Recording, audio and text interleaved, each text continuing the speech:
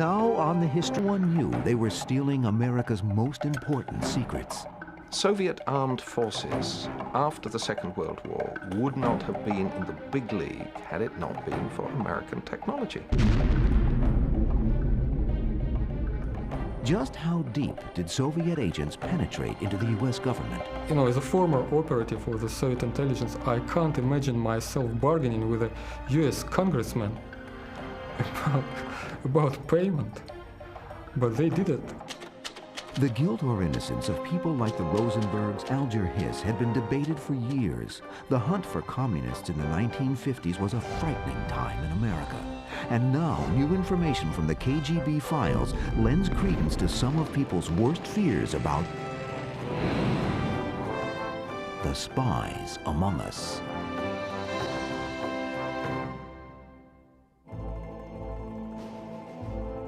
World War II is over and the world is being carved up by the victors. Half of Germany and all of Eastern Europe fall under the control of the Soviet Union. The Iron Curtain comes down. America's former ally is now America's enemy as battle lines are drawn in a new kind of war, a Cold War. Most Americans believe a showdown with communism is inevitable. Many also fear that communist spies are infiltrating American institutions and threaten our way of life. Believe me, you communists can't keep fooling the entire world. American politicians begin their assault against communism. I am holding in my hand a microfilm of very highly confidential, secret State Department documents. These documents were fed out of the State Department by communists who were interested in seeing if these documents were sent to the Soviet Union. Lives and reputations are put on the chopping block. From Hollywood to Washington, D.C., from the heartland to Manhattan offices, loyalty becomes an issue. And the question, are you now or have you ever been, is used to probe communist infiltration. I am not and never have been a member of the Communist Party. By 1948, the House Un-American Activities Committee has already pursued suspected communists for a decade. The most famous witness called before the committee is Alger Hiss. A Harvard graduate, Hiss clerked for Supreme Court Justice Oliver Wendell Holmes and later served as a State Department official and an advisor to President Roosevelt at the 1945 Yalta Conference. In 1948, Hiss is accused of being a Soviet spy. Many are skeptical about his guilt, including President Truman. The reporter said, "Do you consider these investigations all red herrings?" And Truman said, "Yes." When the House Un-American Activities Committee calls Hiss to testify in 1948, a freshman congressman from California, Richard Nixon, leads the pursuit. I have no apologies to the American people for my part in putting Alger Hiss where he is. Along with Nixon, Hiss's primary accuser is Whittaker Chambers. Mr. Hiss represents the concealed enemy. A Time magazine editor and former communist agent turned informer, Chambers claims Hiss was a member of his old communist cell. In 1950, Hiss is convicted of perjury for lying to a grand jury about knowing Chambers and about passing stolen State Department documents to him. I identified him on several grounds which I think the record will show. While Hiss is grilled by Congress and a grand jury, government codebreakers are conducting their own investigation. They are hard at work deciphering wartime Soviet secret cables sent between Moscow and its operatives in the U.S. In 1946, they succeed in cracking the Soviet code. The newly deciphered cables are assigned a randomly chosen code name, Venona. And Venona offers disturbing revelations. There are more spies at work in America than previously suspected. So the war years are really the golden age, starting in the 1930s, but the golden era of Soviet espionage in the United States. The deciphered Venona cables are one of the best-kept intelligence secrets of the century. The information is so classified that those who work on them are told by the National Security Agency to keep everyone in the dark, even President Truman. Meredith Knox Gardner was one of those codebreakers. That's not my fault. I don't know why they did that unless they thought that politicians in general, and especially powerful politicians, whom they couldn't browbeat into swearing that they wouldn't let others know what was going on. I guess they just didn't trust politicians in general. Imagine if today, if an American president was denied access to a vital piece of intelligence information, heads would roll, and correctly so. The Venona cables remain a closely guarded secret for a half-century, until 1995 and 1996, when the National Security Agency declassifies most of them. Like a time capsule from another era, the cables tell tales of spies who had infiltrated all aspects of American life. Spies in the State Department, spies in the OSS, the Office of Strategic Services, even spies operating inside the top-secret Los Alamos lab where the bomb was developed. One young physicist who works in the lab, Ted Hall, passes vital secrets to Russian agents that help the Soviets build their own nuclear weapon. Even though the FBI is onto Hall by 1950, they never arrest him. Exposing him would reveal to the Russians that the U.S. had broken their code. Hall goes free. Ted Hall, who now by his own admission, gave the Soviets the most explicit information about the atomic bomb process. Hall was allowed to leave the country, emigrated to Britain, where he became a very successful, prominent scientist. There are other bombshells in the declassified Venona cables. The man who symbolized the so-called Red Witch Hunts, Alger Hiss, is proved to have been a highly placed Soviet spy. Hiss is not only incriminated by Venona, but by a second source as well, damning new evidence found in the archives of the KGB. Alger Hiss was a source for the Soviet military intelligence. It's an absolutely different organization. But in those files, I found a lot of documents on Alger Hiss, naming him by his real name. I remember the phrase, "With Alger Hiss as a source, one doesn't need anyone else." In 1994, officials in Moscow no longer have any reason to protect the secrets of the Stalinist era. They decide to open portions of the KGB archives so that a history of Soviet espionage can be written for the first time. American historian Alan Weinstein joins with journalist and former KGB agent Alexander Vasilyev to examine the files. I am the first person who did any research in the archives. No one, including people who were giving me the files, no one knew what was there. And I found there a lot of things which they didn't want me to find. Weinstein and Vasilyev embark on a remarkable journey of discovery. Each new file offers detailed information about Americans who collaborated with Moscow. The revelations in the KGB files also mirror the startling disclosures contained in the Venona documents. It's a bonanza from a historian's point of view. It's more than the famous Watergate two-source rule. It's the same source from their archives and from our archives. Could I have expected any of that? Absolutely not. Absolutely not. The KGB files reveal startling details about Americans who spied for Moscow. But who were these people, and what drove them to spy for the communists? Most were motivated by high ideals, others by love, and in one case, just plain greed. When we return, a U.S. Congressman sells information to the Soviet Union. One perfect day, Samuel Dickstein walked into the embassy and said that I could help you with spying on Russian fascist organizations in America, but you will have to pay me.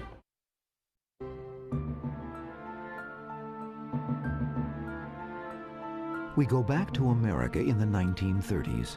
The Great Depression causes widespread unemployment. Many believe capitalism has failed. It's a fertile time for communism, and Moscow is looking for agents. People sympathetic to the cause, but who are not communists. Such people wouldn't be under suspicion and might penetrate to the highest levels of American society. One such man, however, is not a recruit, but rather a volunteer. Samuel Dickstein, born in Lithuania, is 6 when he is brought by his family to the United States in 1891, part of the vast tide of turn-of-the-century immigration. He rises through the political ranks of New York's Democratic Party, and in 1922 he is elected to the United States Congress. He is still serving his New York district during the most desperate days of the Depression. This was a Democrat from New York City, Russian immigrant himself, Russian Jewish immigrant family, with anywhere from 20 to 30% of America either unemployed or underemployed, with poverty as widespread as it was, with the rise of Adolf Hitler in Germany, which was felt with special sensitivity by the immigrant Jewish population, so much of New York, there was an especially fertile ground for the development of radical support organizations.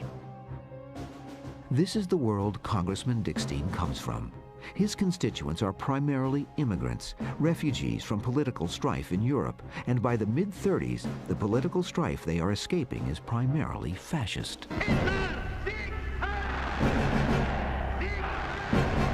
The man was known as a person whose specialty was immigration, chaired the immigration committee in the House, but his claim to fame was to have started the House process that led to the House Un-American Activities Committee. In 1934, Dickstein gains House approval for this special but temporary committee. Dickstein is appointed vice chairman, and John McCormick of Massachusetts is appointed chairman. During its first year, Dickstein tries to keep the committee focused on American Nazi sympathizers, but other members broaden the scope to include communists in America. We are organizing an army of the liberation of the people. KGB file number 15428. It is Samuel Dickstein's file, and it reveals one of the greatest ironies in the history of espionage. Samuel Dickstein, the man who created the House Un-American Activities Committee, becomes a paid agent of Soviet intelligence. But a greater surprise was that, unlike most of the people who spied, who engaged in intelligence work for the Soviets during the 1930s and 40s, most of the Americans, who were motivated by anti-fascism, by belief in communism. Dickstein did it for the money. It surprised me that no one inside the intelligence knew about this fact, but it didn't surprise me that some politician did such a thing.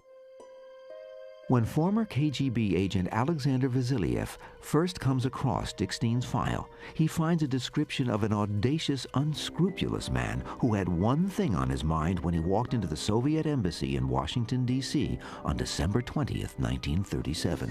And said that I could help you with spying on Russian fascist organizations in America, but you will have to pay me.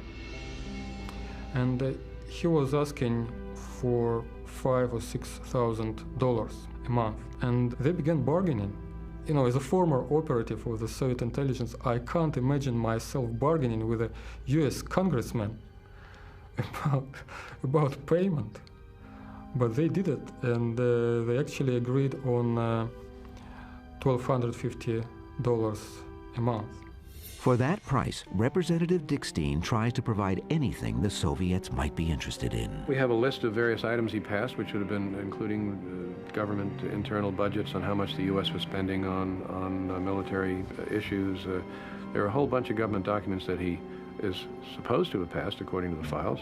But in this pre-World War II period, the Russians want Dickstein to investigate anti-Soviet groups in the United States. Dickstein was much happier spying on fascist groups or on monarchist groups for them. One of the things about the Soviet intelligence is they never stopped focusing on the tiniest of the remaining monarchist groups supporting a restoration of the monarchy in the Soviet Union, nor did they stop focusing on Leon Trotsky's supporters, also a small band, even after they had assassinated Trotsky. Russian intelligence recognizes a golden opportunity when it learns that Dickstein's temporary anti-fascist committee will gain permanent congressional status as a standing committee. In what must rank as one of the boldest and most ambitious espionage ideas of the 20th century, Moscow directs Dickstein to gain control of the committee so he can use it to serve Russian ends. The idea was that he would steer away the investigation away from the communists and channel it to pro-Nazi, pro-German elements in the United States. That was the paramount idea about Samuel Dickstein. It was a big political game. They wanted him to influence the US Congress in this direction. However, Moscow's plans are thwarted in 1938 when a coalition of conservative Democrats allied with Republicans takes control of the House. The liberal Dickstein fails to even gain a seat on the new committee. His failure is a severe disappointment to his handlers. So is his greed. He had very negative image in the eyes of the Soviets because the Soviets at the time were working with people ideologically inclined. The code name for American sources was compatriots. They were friends, colleagues. And this guy was making money on a lot of things, and they were so disgusted with him that they gave him this code name Crook, in Russian Zhulik. This is the only case when I came across a pejorative code name. A memo in Dickstein's KGB file bluntly states, "We are fully aware whom we are dealing with. This is an unscrupulous type, greedy for money, consented to work because of money, a very cunning swindler."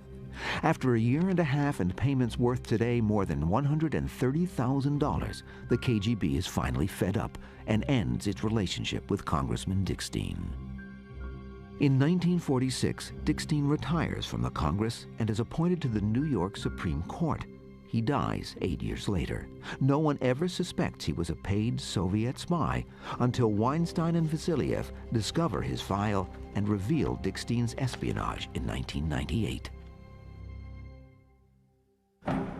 When we return, some spy for money, others for love. A regular diplomat sort of said to the intelligence folks, by the way, I'm sleeping with the daughter of the American ambassador to Germany. Does that have any interest to you?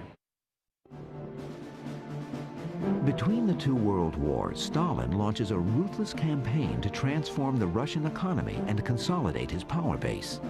In the early 1930s, he reorganizes his state security agencies into the NKVD, which will eventually evolve into the KGB. One of the new organization's main concerns is the growing threat of Nazi Germany. Desperate to divine the intentions of this powerful new enemy, Moscow looks for agents who can circulate among the highest levels of Nazi society. The Russians find an American woman whose special abilities to combine charm and sensuality open the doors to Hitler's inner circle. What some of the Soviet controllers did was to combine sexual athleticism with espionage in quite an exciting way. In 1933, William Dodd, the newly appointed American ambassador to the Third Reich, brings his attractive 25-year-old daughter Martha with him to Berlin. Shortly after their arrival, she meets and falls deeply in love with Soviet diplomat Boris Vinogradov. She met the diplomat, and to the best of what the records reveal, they enjoyed a love affair, and in the course of it, the diplomat, who was not an intelligence operative, but a regular diplomat, sort of said to the intelligence folks, by the way, I'm sleeping with the daughter of the American ambassador to Germany. Does that have any interest to you? And obviously it had a great deal of interest to the intelligence folks, and they said, from this point on, she's your assignment. Make sure she's happy. KGB file number 14449. It is Martha Dodd's file, and it contains orders from Moscow to Vinogradov in Berlin. They want him to turn his lover into a spy for the Soviet Union. The file also states that, according to our data, the mood of his acquaintance is quite ripe for finally drawing her into our work. The Soviets select a seasoned operative to be Dodd's contact. He passes as a reporter for the Russian news service Izvestia. Her KGB file clearly indicates why she has potential value to the Soviets.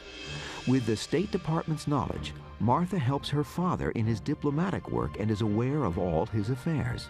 Martha claims that the main interest of her life is to assist secretly the revolutionary cause. She was a major acquisition for the Soviets because she offered not only access to documents that her father left about his office, she could wander in and out at will. For the Soviets, the kind of information Dodd can access might be critical to the survival of Russia in the event of war with Germany. I think that her information about the correspondence between the U.S.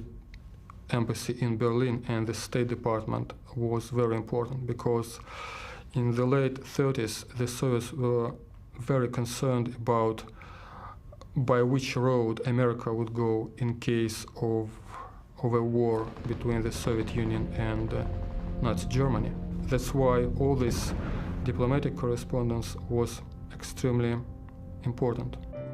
In an extraordinary note from Dodd herself that Vasiliev and Weinstein discover in her KGB file, she makes it clear that she has access to material from the highest levels of the U.S. government, and she's prepared to do anything that might be asked of her. It goes without saying that my services of any kind and at any time are proposed to the party for use at its discretion. Currently, I have access to the personal, confidential correspondence of my father with the U.S. State Department and the U.S. President. In 1934, Dodd's Soviet lover Vinogradov is recalled to Moscow, yet she continues to assist the KGB by sleeping with the enemy. She also moved in the highest diplomatic and political and military circles. And mind you, took lovers in many of those circles, despite the fact that her primary lover, the love of her life, as she said, was this Soviet diplomat.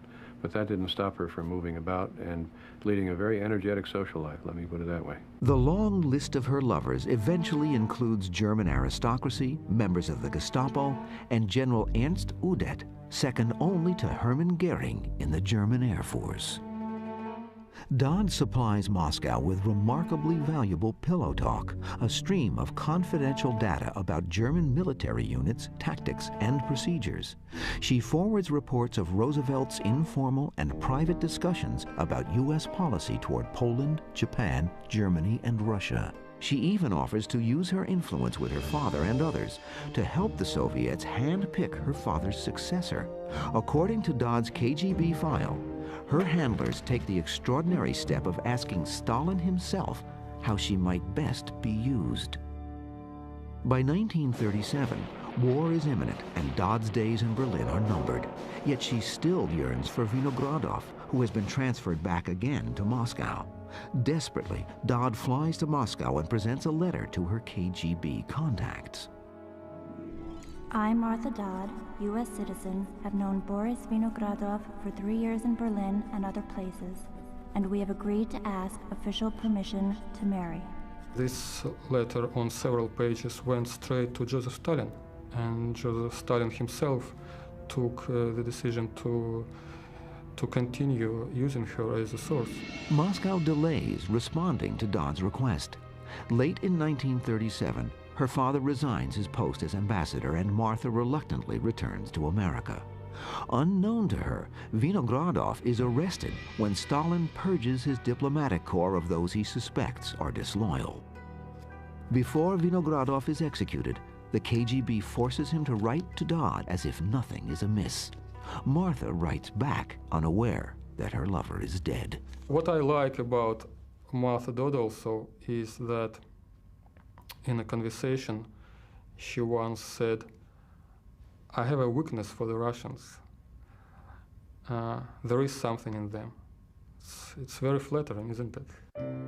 In 1940, Martha Dodd is back in the United States. She marries and fades into the background, working as a spotter who identifies other potential agents for Moscow, including her husband. In the early 50s, an FBI investigation names her as a suspected Soviet spy. With her husband, she flees to Moscow and then Eastern Europe, where she lives out her days. In 1990, she dies at the age of 82.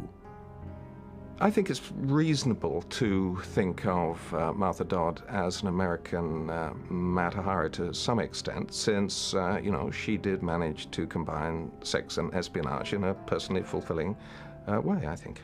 And particularly fulfilling to the Soviets were Martha Dodd's detailed accounts of German military plans and procedures, as well as her vivid descriptions of debates among FDR's inner circle during the critical years leading up to the war. It made her a very important Soviet asset in the 1930s. When we return, a Red Spy becomes the confidant of the Vice President of the United States. We now know who the Secretary of State to President Wallace would have been. It would have been Larry Duggan, a Soviet agent. KGB File 36857, Lawrence Duggan. In 1934, Duggan is a youthful idealist on the State Department fast track. Like hundreds of other young activists who come of age in the Depression years, he goes to Washington to work in Roosevelt's New Deal government. Soviet agents, among them Alger Hiss, soon identify him as a desirable recruit. Lawrence Duggan is typical of one kind of Soviet agent who was being recruited in the 1930s, not simply in the United States, but in Britain and elsewhere. That is to say, a high-flying, naive idealist. Larry Duggan did not become a Soviet agent for any mean or selfish motive. He started working for the Soviet Union because he thought it was the right thing to do. Here was a society which represented a kind of social justice that the West did not. Duggan is such an attractive prospect that two different Soviet spy networks compete to recruit him. According to his KGB file, in 1936, Duggan is drawn into the shadowy world of Soviet espionage by Hedda Gumpers, an anti-Nazi German exile and Russian agent. Duggan provides her with valuable information, including copies of diplomatic cables from U.S. embassies in Europe, as well as a copy of the classified State Department employee list and handbook. As Duggan rises in the hierarchy of the State Department, his access to valuable information increases, which naturally enhances his value to the Soviets. But he also learns more about Stalin's purges and the power struggles in Moscow. The news makes him uneasy. Even more alarming to Duggan are reports of defectors, former Soviet agents seeking to escape Stalin's reign of terror. One potential defector, Ignaz Rees, is in a position to blow Duggan's cover, but the Soviets are ruthlessly determined to protect him. Ignaz Rees is killed in part because of his knowledge not only of European agents, but because he knew, via other parties, of a number of the key figures in their American networks. A note in the KGB archives reads, "Rees is liquidated, but not yet his wife. So far, we do not know to what extent she knows about Duggan and what steps she will take in the future. Now, the danger that Duggan will be exposed because of Rees is considerably decreased." His secret intact, Duggan is promoted to the head of the State Department's Latin American division and then to the sensitive post of personal assistant to Secretary of State Cordell Hull. He also acquires a friend and supporter who could help him rise even further, the Vice President, Henry Wallace. This country belongs to all of us, and we have got to keep it at work to keep it strong. In Larry Duggan, the KGB came closest to achieving the biggest success it had ever achieved in the United States. We now know that Franklin Delano Roosevelt was terribly, terribly ill in 1944. In 1944, and for the previous 4 years, his vice president was Henry Wallace. Now, Henry Wallace had already worked out the major appointments in a Wallace administration. Had Roosevelt died in 1944, as it's entirely possible that he would have done, then we would have had a President Wallace. And we now know who the Secretary of State to President Wallace would have been. It would have been Larry Duggan, a Soviet agent. It is among the greatest what-if stories in the history of espionage. This decoded Soviet cable indicates how close Russia came to placing an agent in one of the highest offices in the United States. Kinyats is the Russian codename for Duggan, and Lotzman is Henry Wallace. The cable reads, "If Lotzman gets an interesting post, it goes without saying Kinyats must get in on it by using his friendship."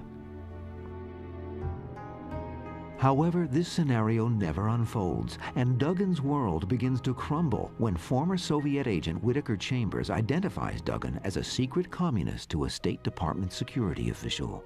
He resigns his post as Secretary of State Hull's advisor and tries to cut off all contact with his former spy masters. But details in his KGB file show that he is relentlessly pursued by his Soviet handlers. And one of the things that we tend to forget nowadays is the sheer tension that accumulated in some of those people in the United States who were working for the Soviet Union at the end of the Second World War. In December 1948, the FBI steps up the pressure on Duggan, questioning him about his relationship with Alger Hiss. Virtually on the heels of FBI questioning, the KGB comes knocking, demanding to know if Duggan talked. At 9 a.m. on December 20th, 1948, only days after his KGB interrogation, Duggan enters his office in New York. At 10 a.m., he plunges 16 stories to his death. Did he jump, or was he pushed? It's not certain that Larry Duggan committed suicide. He certainly fell from a very great height, and it's a very unusual kind of accident. Duggan's KGB file lays bare the details of how thoroughly Soviet agents penetrated the State Department. But recently uncovered KGB files also reveal how deeply Soviet spies penetrated another U.S. agency, a very secretive agency, the Office of Strategic Services, the OSS. There were a number of specific agents within the OSS who worked for the Soviets who passed along a variety of materials. And obviously, if you're running a foreign intelligence agency, it is useful, perhaps best, not to have double agents in your midst. The OSS had a number of them. KGB File 45049, Duncan Lee. Lee is a Yale graduate and Rhodes Scholar. When his mentor and former law partner, General Wild Bill Donovan, creates the Office of Strategic Services in 1942, Donovan recruits Lee to be his assistant. The ultimate dream for any intelligence agency is to recruit the head of another intelligence agency. Now, if you can't do that, recruiting his right-hand man is the next best thing, and Stalin got the next best thing, and his name was Duncan Chaplin Lee. Lee's broad access to OSS operations makes him an invaluable source. The cautious Lee provides no documents, but his tip-offs allow other Soviet agents working within the OSS to evade detection. The Soviet Union was actually far more successful in gaining intelligence on its allies than it ever was against its enemies. And because its operations against its allies, Britain and the United States, were on so much a larger scale than its operations against its enemies, it was convinced for much of the war that its allies must be engaged in equally large operations against it. There is more than a grain of truth to that suspicion. Many American and British officials believe Russia will become the next big enemy after Hitler is defeated. They withhold from the Soviets the secret date of D-Day. If Russian generals know when the Second Front is to open, they might make their own plans to put a stranglehold on Nazi territories in Eastern Europe. But according to the KGB archives, Duncan Lee gave his Soviet contacts top secret details about D-Day. A note citing Lee as its source is found in his KGB file. It is dated March 3, 1944, and reads, "The Second Front will be opened between mid-May and the beginning of June." If they believed Lee's information, the Russians were now privy to the most important secret of the war.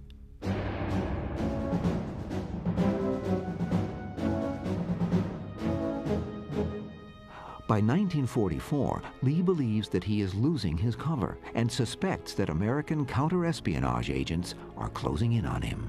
He got scared to death because he, as an American operative, he realized that all of Soviet sources inside American government organizations, sooner or later, would be discovered.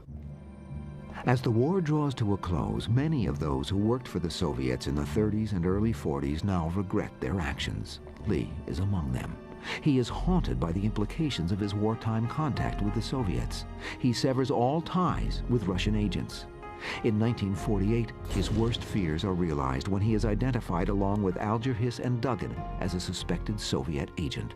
Investigated by the FBI, he is never charged with any crime, in part because the investigations had no access to the evidence recorded in the Venona files. He is one of a number of OSS officials who provided information to Russia, but who escape indictment for exactly this reason. When we return, the leaks don't stop.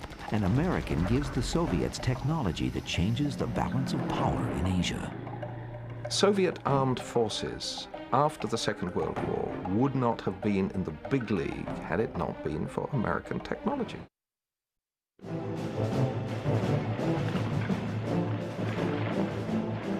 One of Joseph Stalin's highest priorities during World War II is achieving military parity with the United States.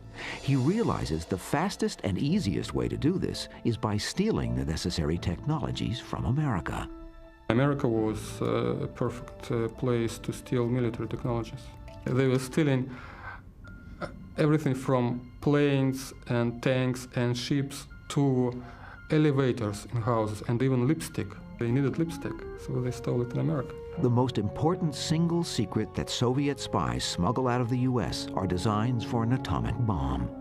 But Stalin is not easily convinced that he has gained anything of value. Stalin was one of the most suspicious men ever to lead any major power in the 20th century. So that, even when he'd got the most remarkable secrets from another country, he always thought, am I being fooled? And it took him 4 years to realize that he'd really been given the plans of the atomic bomb. In the spring of 1949, Igor Kurchatov, the leading Soviet scientist in charge of the Russian atomic bomb project, actually takes plutonium sealed in a football-shaped casing to a meeting and hands the casing to Stalin. Stalin said, how do I know? Convince me. How do I know that this really is a nuclear charge? And then Kurchatov says, if it was simply a lump of sparkling metal, it would be cold. But it's warm, isn't it? Why is it warm? Because the alpha disintegration has begun. And a few months later, that American football containing a plutonium charge was successfully tested at the Kazakhstan test site. So in September 1949, the nuclear age came of age. Both sides had it, but they both had American weapons.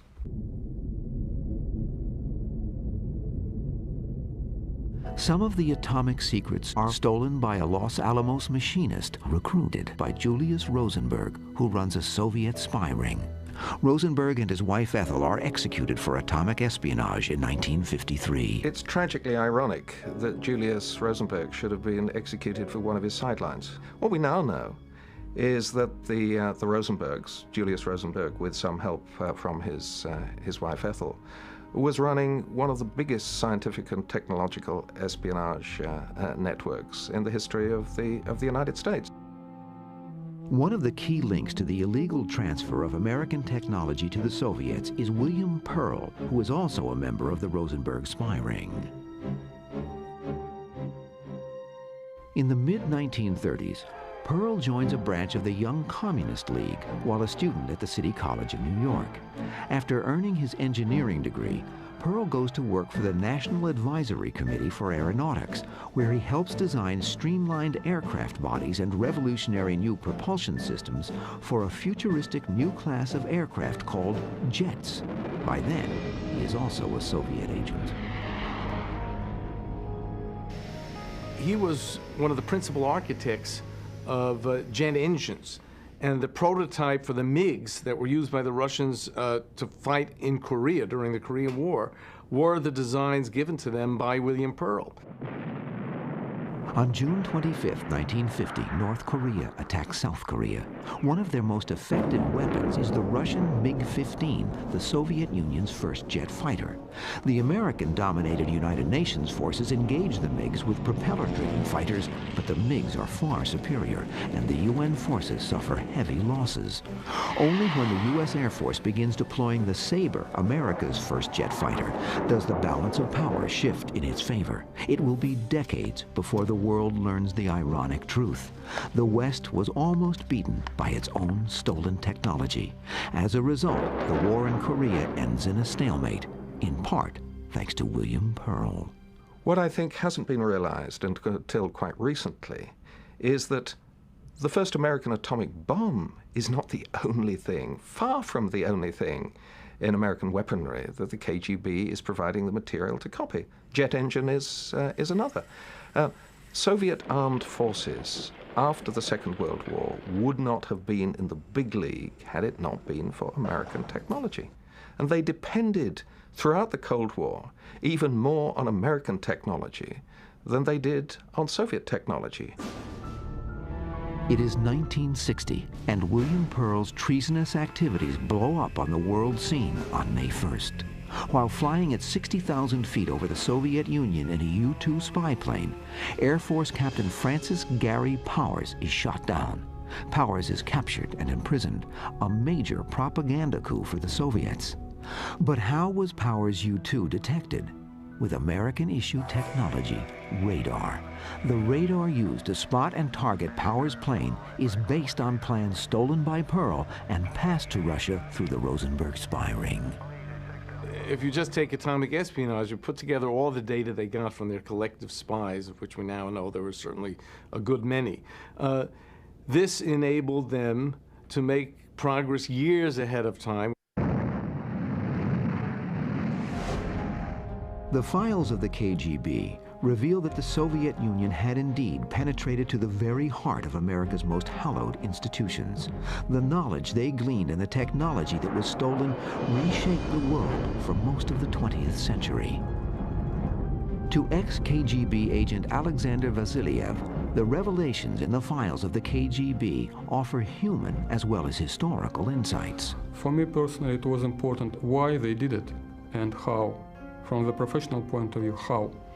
And from the moral point of view, why. The tragedy of these people is that they did what they did in the 30s and the 40s, but they were judged and condemned in the 50s, 60s, 70s. These were absolutely different situations, absolutely different climate in America. And I'm sure they wouldn't do that in the 50s, what they did in the 30s. They were not working against America. No one asked them to work against America. One of the most intriguing unanswered questions is how the publication of the KGB files and the historical insights they offer will play in the former Soviet Union. I'm hoping that they will not view the new revelations here, that some of which, many of which perhaps they would have preferred not to have come out. I'm hoping that they see that in the context of what happens when a country deals honestly with its own past. No country has a future until it can deal honestly with its past. The KGB files reveal a history of Russian spies that is much larger and more complex than previously suspected.